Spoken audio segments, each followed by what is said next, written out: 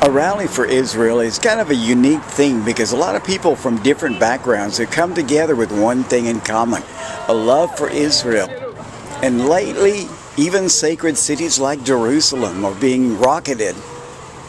The demonstration for Israel in the Houston Galleria area Sunday was different from those in the past, and I've been to all of them since fighting began between Gaza and Israel. There were no supporters of Hamas on the other side of the street, and at times the demonstration seemed festive.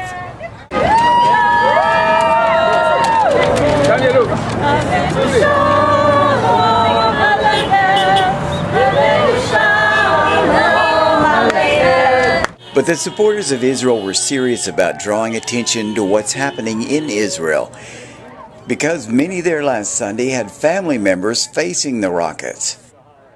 There was also frustration because when Israel decided to try and end the rocketing of Israeli civilians by Hamas through military action, they were condemned by many in the media and in Europe.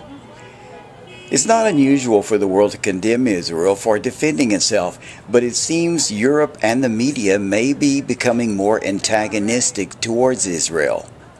In one recent news story, the Egyptian president was shown kissing the forehead of a young Palestinian boy claimed to have been killed by Israelis.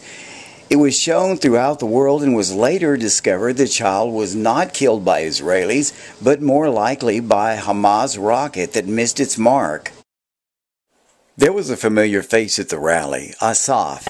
He'd been an organizer of the earlier 2008-2009 rallies and had gone back to his native Israel, but was visiting the United States when the fighting began. I just happened to be here. I live in Israel, and I came to visit my family, and all of a sudden I got caught up in a war. And in the last war I was here organizing the rallies, and I'm so happy to be here with my friends to organize this one too. What is it like to live in Israel during the shelling? I mean, the rockets and everything. It's people don't like to say we get used to it. You sort of get used to everything, but this is something very hard to get used to. You get used to nobody reporting. You get used to nobody caring in the world until Israel finally reacts.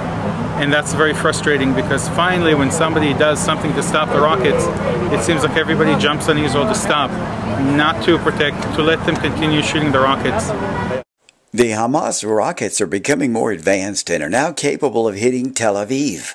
An Israeli girl at the rally claimed her father had been saved by the Iron Dome, a new missile defense system developed by Israel.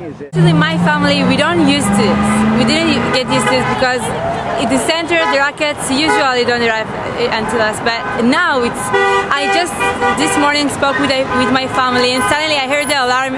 And all the people, I heard that they were shouting and screaming, and I heard all the kids running downstairs and crying, and it was so hard for me to hear it from here, from Houston, when I'm Israeli. The question everyone must deal with is why so many in the world are determined to destroy Israel. Every so often, evil rises up, and the first group that evil attacks is going to be the Jewish community. Because it's the Jewish community that's always first in line to attack the evil. You know, that's our raison d'etre, that's what it means to be a Jew, and it's what brings about the hatred of the Jew. The fighting will continue, and the Israelis have no option but to continue the fight, or they will no longer exist. One thing the Houston demonstration seemed to show was that a lot of Texans love Israel. Thank you.